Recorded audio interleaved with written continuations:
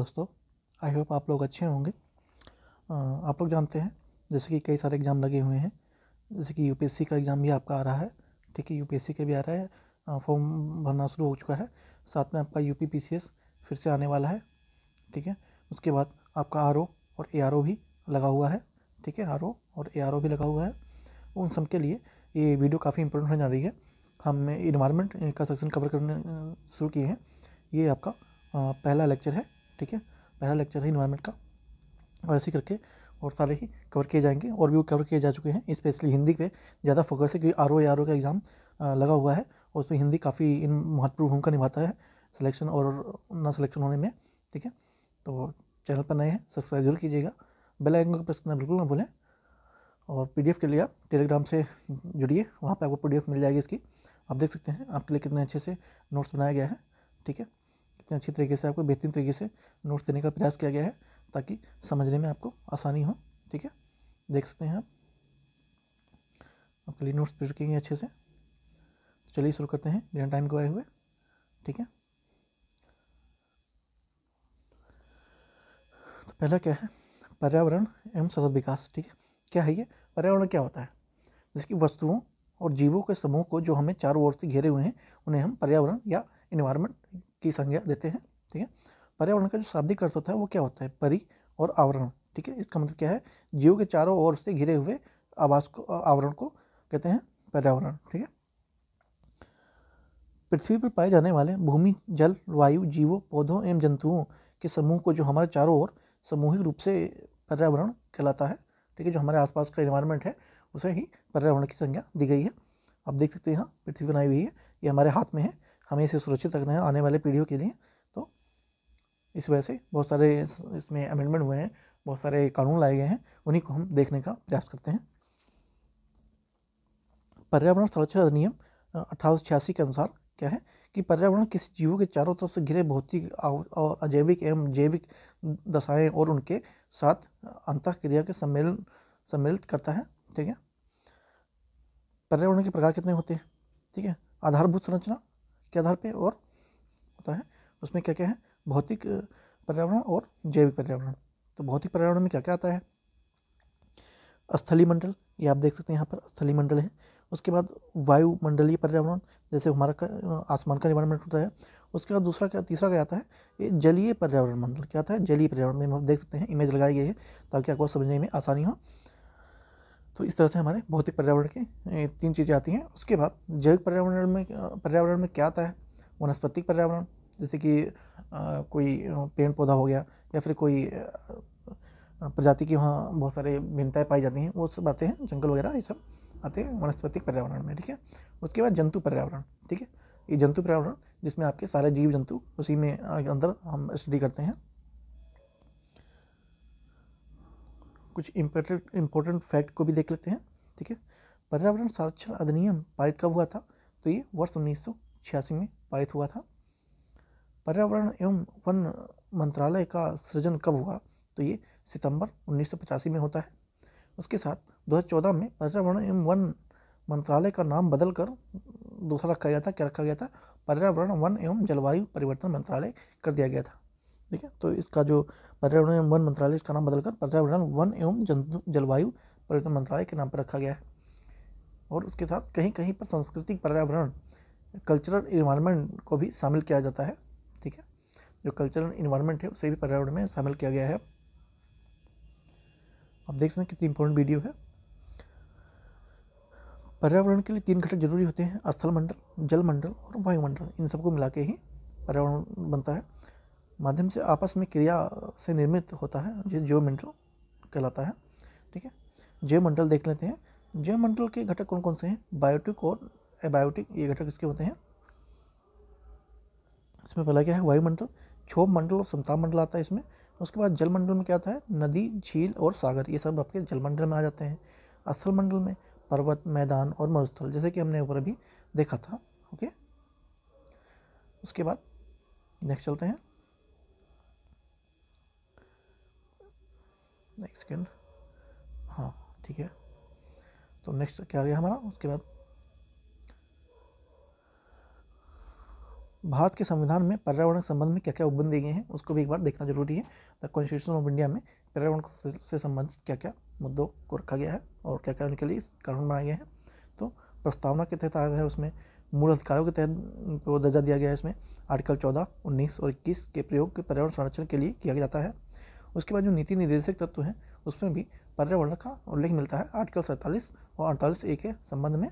ठीक है, क्या मिलता है अभी हम नीचे देखेंगे।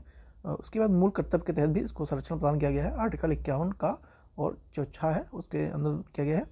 तो एक करके हम देख लेते हैं। The Supreme Court has recognised the right of against the adverse effect of the climate change as fundamental rights under article 14 में इसका दिया गया है। सुप्रीम कोर्ट ने भी इसको रिकॉग्नाइज किया है। ये इसी का पार्ट है। ठीक है, तो उसके बाद नीति नेतृत्व में आर्टिकल जो 47 और 48A है उसमें भी दिया गया है। उसमें क्या दिया गया है कि राज्य देश के पर्यावरण के संरक्षण तथा संवर्धन की ओर से वन्य तथा वन्य जीवों की रक्षा करने के लिए प्रयास करेगा। जो आपका DPSP है, राज्य के नीति निर्देशक तत्व, उसमें भी आपको इसका उपबंध किया गया है, जो कि यहाँ पर दिया गया जो राज्य है पर्यावरण संरक्षण के लिए अपना कर्तव्यबद्ध है। ठीक है, उसके बाद जो मूल कर्तव्य है उनमें क्या दिया गया है, उसमें कहा गया है कि जो भारत के प्रत्येक नागरिक का कर्तव्य है कि वह प्राकृतिक वातावरण जिसके अंतर्गत वन, झील, नदी और वन्य जीव हैं रक्षा करने और उसका संवर्धन करे ताकि तथा प्राणी मात्र के प्रति दया भाव रखें। उसकी मूल कर्तव्य की उसमें आता है, दायित्व है उसका। PDF के लिए आप टेलीग्राम से जुड़ते ही उसका लिंक आपको डिस्क्रिप्शन में मिल जाएगा नीचे। और कमेंट करके जरूर बताएं वीडियो कैसे लगी। चैनल पर नए हैं सब्सक्राइब जरूर कीजिएगा। उसके बाद देखते हैं वन्य जीव संरक्षण अधिनियम 1972। कितना? 1972। ठीक है, उसमें क्या क्या दिया गया है। लागू करने का कारण क्या था कि जो वर्ष 1972 में स्टॉकहोम कॉन्फ्रेंस होती है, ठीक है, उसके उद्देश्यों की पूर्ति करना, इसमें बहुत सारी चीज़ें इन्वायरमेंट से रिलेटेड थे। ठीक है, संपूर्ण भारत में लागू हुआ है। ये कब हुआ है? तो वर्ष 2002 जनवरी 2023 से प्रभावी हो चुका है ये, और वर्ष 2022 में अप्रैल 2023 से भी प्रभावी ये हो गया है। दूसरी बात, ठीक है। उसके बाद वन्य जीव संरक्षण संशोधन अधिनियम 2022 के तहत संरक्षण के संबंधित कुल 4 अनुसूचियों में रखा गया है। ठीक है, अभी ये रिसेंटली अमेंडमेंट हुआ है, जो ये अभी आपका ये एक्ट था पर्यावरण से संबंधित।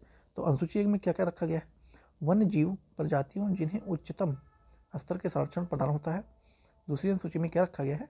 वन्य जीव प्रणालियों जिन्हें अपेक्षित कम संरक्षण प्रदान होता है। ठीक है, और तीसरा इसमें संरक्षित वनस्पति प्रजातियों को रखा गया है। चौथी में क्या रखा है? जो साइट्स के परिविष्टों में सूचीबद्ध प्रजातियों को इसमें रखा गया है। पहले क्या होता था? पहले इसमें 6 भागों में बांटा गया था, बट इसमें वो 6 से हटाकर 4 में ही सिर्फ कर दिया गया है। ठीक है, उसके बाद पर्यावरण से संबंधित विभिन्न कार्यक्रम क्या क्या थे उसको एक बार देख लेते हैं सही निगाहों से। राष्ट्रीय आर्द्रभूमि संरक्षण अधिनियम वर्ष 1987 में होता है। उसके बाद राष्ट्रीय वन्य जीव कार्य योजना, ये भी एक स्कीम लाई गई थी, national wild life action plan. इसका प्रथम वर्ष कब हुआ था? 1983 से 2001 तक चला।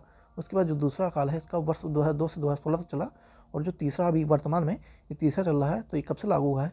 2017 से 2021 तक ये रहेगा। ठीक है, और 2031 तक रहेगा ये।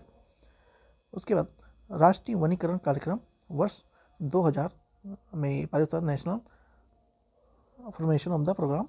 ठीक है, उसके बाद राष्ट्रीय स्वच्छ गंगा मिशन, नमामि गंगे के नाम से भी जाना जाता है, इसे 12 अप्रैल 2001 को लागू किया गया था।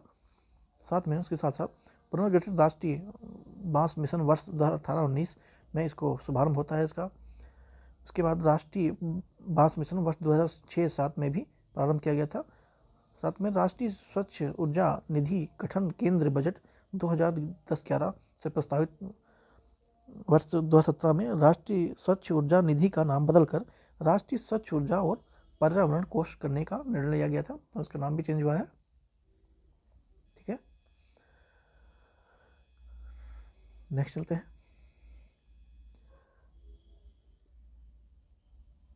ये आपका यहाँ पर देख रहे हैं लिखा हुआ यूपी PCS प्री में 2020 में क्वेश्चन आ चुका, क्या आएगा? सारे आ चुके हैं। सामान्यतः पर्यावरण का वर्गीकरण नहीं है, तो परिचालन पर्यावरण, मानव गतिविधियों में परिवर्तन पर्यावरण कहलाता क्या कहलाता है? एंथ्रोपोजेनिक पर्यावरण कहलाता है। जो मानव की गतिविधियों से परिवर्तित होता है उसे एंथ्रोपोजेनिक पर्यावरण कहते हैं। पर्यावरण के संरक्षण के क्षेत्रों में दुर्लभ उपलब्धि के लिए पुरस्कार दिया गया है तो उसे ग्लोबल 500 कहा गया है। कृषि मृदाएं पर्यावरण में निर्मुक्त होती हैं तो नाइट्रोजन और ऑक्साइड इसमें ज़्यादा निर्मुक्त हुई जो कृषि के संबंधित कार्य होते हैं उसमें। आप देख सकते हैं कितनी इंपॉर्टेंट वीडियो है, ठीक है, इन्वायरमेंट को लेकर, और ये आपके हर एक एग्जाम में आने वाले उसमें हेल्प करेगा और काफ़ी फैक्ट इसमें दिए हुए हैं, ठीक है। PDF के लिए आप टेलीग्राम से जुड़ जाइए, इसका लिंक आपको नीचे दिखा होगा। उसके बाद पर्यावरण अधिनियम 1986 में क्या क्या था इसको भी एक बार देख लेते हैं, है ना। उद्देश्य इसका पहले बात क्या था, इसका उद्देश्य क्या क्या था? इसका उद्देश्य था कि जो संयुक्त राष्ट्र के प्रथम मानव पर्यावरण सम्मेलन स्कॉटलैंड में जो हुआ था 1972 में, उसमें निर्णय से क्रियान्वयन करने के लिए क्या गया था। तो प्रभावी कब से हुआ था ये? तो 19 नवंबर 1886 को प्रभावित हुआ था। और प्रभाव क्षेत्र कौन था? ऑल ओवर इंडिया था, ठीक है, संपूर्ण भारत था, ऑल इंडिया था, ऑल इंडिया में प्रभावित लागू हो गया था। उसके बाद क्या होता है, भोपाल गैस त्रासदी 2 या 3 दिसंबर 1984 को होती है। ये उपरांत सरकार ने अनुच्छेद 253 के तहत इसे पारित कर दिया गया था। भोपाल गैस त्रासदी आप लोग जानते होंगे, केमिकल फैक्ट्री थी तो उसमें ब्लास्ट हो गया था, तो काफ़ी इससे नुकसान हुआ, जान मान की हानि हुई, ठीक है, वो अभी भी याद रखा जाता है। उसके बाद अध्ययन खंड में क्या क्या था, 4 और 26 उपखंड खंड में 4 अध्यायों और 26 खंड में इसे विभाजित किया गया। इसके अन्य नाम क्या है? छाता विधान, ठीक है, अम्ब्रेला लेजिस्लेशन इसका नाम, अन्य नाम से भी इसे जानते हैं। जो पर्यावरण संरक्षण अधिनियम 1986 इसको छाता विधान या अम्ब्रेला लेजिस्लेशन के नाम से भी जानते हैं। पर्यावरण से संबंधित विभिन्न अधिनियम और समितियाँ कौन कौन सी हैं इसको भी अच्छे से देख लेते हैं। अनुसूचित जनजाति और अन्य परंपरागत वन निवासी वन अधिकारों को मान्यता विधि 2006 अधिनियम 2006 से लागू किया गया है। अनुसूचित जनजातियों के लिए भी रखा गया है। हाथ भूमि संरक्षण प्रबंधन अधिनियम 2017 में लागू होता है।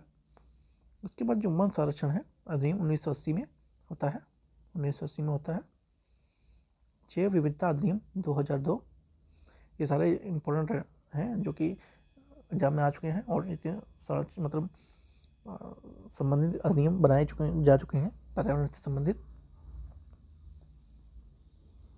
वायु प्रदूषण निवारण तथा नियंत्रण अधिनियम 1981 संशोधन इसमें कब किया था? 1987 में संशोधन कर दिया गया था और नई नई चीज़ें लाई गई थी। उसके बाद जल प्रदूषण निवारण तथा नियंत्रण उपकरण अधिनियम, तो ये 1977 में आया था। जल प्रदूषण निवारण तथा नियंत्रण अधिनियम 1974 में संशोधन इसमें कब किया गया? तो 1988 में किया गया था, 1988 में किया गया था। पर्यावरण संरक्षण अधिनियम ये 1986 में आता है। उसके बाद जो नेशनल फॉरेस्ट पॉलिसी है उसको भी एक नज़र डाल लेते हैं। प्रथम राष्ट्रीय वन नीति 1994 ईस्वी को अपनाई गई थी। द्वितीय राष्ट्रीय वन नीति कब आई? तो ये स्वतंत्र भारत की पहली वन नीति थी 1952 में। कब आई थी? 1952 में आई थी। तो प्रथम कब आई थी? ये आज़ादी से पहले आई थी, 1894 में आई थी, और दूसरी स्वतंत्र भारत की पहली थी तो 1952 में आई थी। तीसरी नीति 1988 में वर्तमान समय तक प्रभावी है, ठीक है। जो तीसरी वन नीति है 1988 में आई थी और ये अभी वर्तमान में भी प्रभावी है, वर्तमान में चल रही है, ठीक है। उसके बाद नेक्स्ट,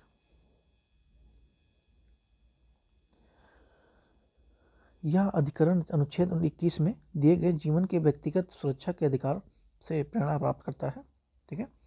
राष्ट्रीय हरित अधिकरण, नेशनल ग्रीन ट्रिब्यूनल, इंपॉर्टेंट है, काफ़ी क्वेश्चन आ चुका है यूपीएससी में भी, ये 2021 में आई थिंक या 20 में पूछा जा चुका है, तो इम्पोर्टेंट है ये भी।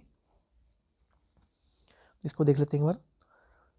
इसकी स्थापना पहले कब हुई थी? तो स्थापना इसकी 18 अक्टूबर 2010 को होती है। कब होती है? 18 अक्टूबर 2010 को। अधिनियम में क्या क्या था? अधिनियम राष्ट्रीय हरित अधिकरण अधिनियम 2010 इसका नाम था। इसका संबंधिक था प्रकृति और उसकी नियुक्ति कौन करता था? तो सर्वोच्च न्यायालय के मुख्य न्यायाधीश के परामर्श से और केंद्र सरकार के द्वारा किया जाता था। मुख्यालय इसका आपका नई दिल्ली में है और जो क्षेत्रीय कार्यालय इसका कहाँ पे है? क्षेत्रीय कार्यालय आपका इसका भोपाल, पुणे, कोलकाता एवं चेन्नई है। मतलब 4 जगहों पर इसका क्षेत्रीय कार्यालय है। अध्यक्ष कौन होता है इसके? सर्वोच्च न्यायालय के न्यायाधीश या फिर उच्च न्यायालय के मुख्य न्यायाधीश के अध्यक्ष होते हैं। मामलों का निपटान कौन करता है? तो नैसर्गिक तथा न्याय के सिद्धांतों पर इस पर निर्देश किए जाते हैं और 6 महीने के अंदर 6 मंथ के अंदर इसका निर्णय देना होता है। सिविल प्रक्रिया CRPC 1908 के अंतर्गत निर्धारित प्रक्रिया द्वारा ये बाध्य नहीं है। ठीक है, मतलब इस पर किसी तरह का बाध्यता नहीं है और ये फ्री होके अपना निर्णय और इन्वायरमेंट के प्रति हित को ध्यान में रखते हुए दे सकते हैं। उसके बाद CB central pollution control board important है। इस समय दिल्ली में कितना प्रदूषण फैल रहा है आप लोग जानते होंगे। ठीक है, ठंडियों के मौसम में अक्सर दिल्ली में प्रदूषण का प्रकोप देखा गया है, तो उसको भी एक बार देख लेते हैं, इम्पोर्टेंट है ये। तो गठन कब होता है CPCB का, सेंट्रल पोल्यूशन कंट्रोल बोर्ड? तो 1974 में जल प्रदूषण निवारण एवं नियंत्रण अधिनियम 1974 के तहत होता है ये। शक्तियाँ और इसके कार्य क्या क्या है? तो इसकी है वायु प्रदूषण एवं निवारण नियंत्रण अधिनियम 1981 के तहत इसे मतलब शक्तियाँ मिलती हैं। तकनीकी सेवा इसमें क्या क्या है?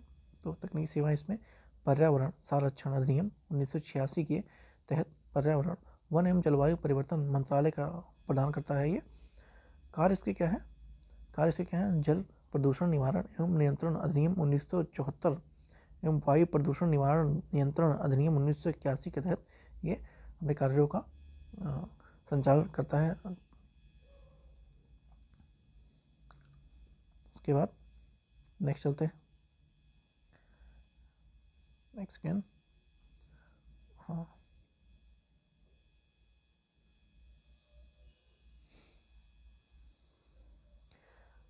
उसके बाद क्या आता है? पर्यावरण संरक्षण से संबंधित विभिन्न संगठन कौन कौन से हैं को भी एक बार देख लेते हैं। आपने अगर सब्सक्राइब नहीं किया है सब्सक्राइब जरूर कर लीजिए, आपको आइडिया लग गया होगा कितना इंपॉर्टेंट वीडियो है। ठीक है, पर्यावरण संरक्षण संबंधित विभिन्न संगठन कौन कौन से हैं? केंद्रीय चिड़ियाघर प्राधिकरण भारत सरकार द्वारा वर्ष 1992 में नई दिल्ली में यह स्थापित होता है। उसके बाद भारतीय पशु कल्याण बोर्ड, इसकी स्थापना कब होती है? 1962 में होती है। इसका मेन उद्देश्य क्या था कि पशुओं के प्रति क्रूरता एवं निवारण अधिनियम 1960 को धारा 4 के तहत कार्य करता है अपना ये। राष्ट्रीय गंगा नदी बेसिन प्राधिकरण जो कि NGRBA है, जिस स्थापना इसकी फरवरी 2009 में पर्यावरण संरक्षण अधिनियम के 1986 के ता के तहत होती है। ठीक है, 1986 ता ये इसका आर्टिकल है। उसके बाद वन्य जीव अपराध नियंत्रण ब्यूरो, इसकी स्थापना 6 जून 2007 को वन्य जीव संरक्षण अधिनियम 1972 के तहत होती है। ठीक है, 1972 के तहत होती है। इसका जो कार्यालय क्षेत्र है कहाँ पर है? तो ये है दिल्ली, कोलकाता, मुंबई, चेन्नई और जबलपुर। ठीक है, यहाँ पे देखिए तो अपना है टोटल कितने हैं क्षेत्रीय कार्यालय? तो 5 है। कितने हैं? 5 हैं। राष्ट्रीय वनीकरण एवं पर्यावरण विकास बोर्ड, स्थापना से कब होती है? तत्कालीन पर्यावरण एवं वन मंत्रालय द्वारा वर्ष 1992 में होती है। कब होती है? 1992 में होती है। भारतीय वन्य जीव ट्रस्ट, इसकी स्थापना वर्ष 1998 में एक NGO के तहत हुई। ठीक है, तो इतने सारे लगभग 6 हैं जो पर्यावरण संबंधित संगठन और मंत्रालय हैं। उसके बाद क्या देख लेते हैं? नीर। ठीक है, NEERI, इसका कार्य क्या है? CSIR, इस भारत का नवाचार इंजन, ये सब भी देखते हैं। पहले हम नीति शुरू करते हैं। कार्य इसके क्या है? पर्यावरण संबंधित कई परियोजनाओं के सलाहकार के रूप में वायु, जल, भूमि प्रदूषण के मामलों से जुड़े विवादों पर ये कार्य इसका है, निवारण करता है जो इतने भी संबंधित मुद्दे होते हैं। इसकी स्थापना 1958 में होती है। कहाँ पे होती है, तो नागपुर में होती है, और नागपुर में ही इसका मुख्यालय है। किसके अधीन आता है, तो ये आता है विज्ञान एवं प्रौद्योगिकी मंत्रालय, भारत सरकार के अधीन आता है ये। इसकी घटक प्रयोगशाला क्या है, विज्ञान एवं प्रौद्योगिकी अनुसंधान परिषद की घटक इसके प्रयोगशाला है। उसके बाद CSIR को देख लेते हैं। इसका आरंभिक नाम क्या है, केंद्रीय सार्वजनिक स्वास्थ्य अभियांत्रिकी अनुसंधान संस्थान का नाम है। वर्तमान में इसे राष्ट्रीय पर्यावरण अभियांत्रिकी अनुसंधान संस्थान NERI कहते हैं। ठीक है, नीरी के नाम से जाना जाता है। ठीक है, माफ कीजिए, नीरी के नाम से जाना जाता है। ठीक है, सेम यही है, पहले इसका ये नाम था और अब इसका ये नाम है। उसके बाद इसके अन्य महत्वपूर्ण तत्व क्या क्या है, इसका उद्देश्य क्या है, पर्यावरण विज्ञान एवं अभियांत्रिकी में नवाचार एवं अनुसंधान इसका महत्वपूर्ण कार्य है। क्षेत्रीय इसके कार्यालय कितने हैं, 5 हैं। तो 5 कहाँ कहाँ पे हैं, क्षेत्रीय कार्यालय है 5 कहाँ कहाँ पे हैं, तो ये दिल्ली में है, कोलकाता में है और हैदराबाद में है।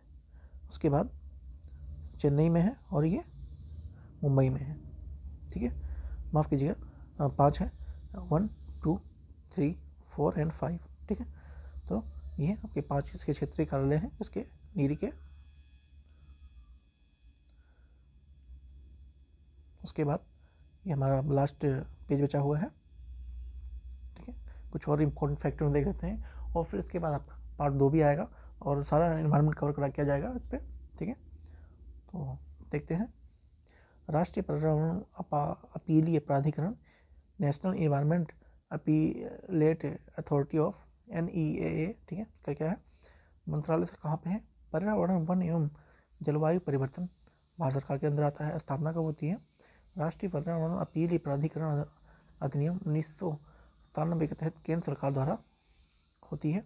कार्य इसका क्या क्या है, उन क्षेत्रों के में लगाए गए प्रतिबंध के संबंध में अपील सुनती है जिनमें पर्यावरण संरक्षण अधिनियम 1986 के तहत कुछ सुरक्षा उपायों के अधीन कोई उद्योग या प्रक्रिया का संचालन नहीं किया जाएगा। ठीक है, इसका क्या था कि क्षेत्र हैं उसमें लगाए गए प्रतिबंधित क्षेत्र हैं उसमें कोई भी ऐसी चीज़ नहीं लगाई जाएगी जिससे कि और नुकसान हो। ठीक है, उसके बाद वर्ल्ड मेट्रोलॉजिकल ऑर्गेनाइजेशन इंपॉर्टेंट है, WMO, वेरी वेरी इंपॉर्टेंट।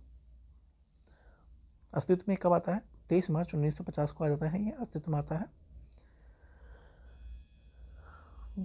ये विशेषज्ञों की एक एजेंसी है जो कि संयुक्त राष्ट्र की तरफ से है। मुख्यालय इसका जिनेवा में है जो कि स्विट्जरलैंड में आता है। पहले इसका नाम क्या था, विश्व मौसम विज्ञान संगठन इसका नाम था। प्रारंभिक नाम इसका अंतर्राष्ट्रीय मौसम विज्ञान था, IMO। इसी को अब WMO कहा गया है। ठीक है, इंटरनेशनल मेट्रोलॉजिकल ऑर्गेनाइजेशन के नाम से जाना जाता था, बट इसका नाम वर्ल्ड मेट्रोलॉजिकल ऑर्गेनाइजेशन के नाम से जाना जाता है। कुछ महत्वपूर्ण और इम्पोर्टेंट फैक्ट है उनको भी एक बार देख लेते हैं।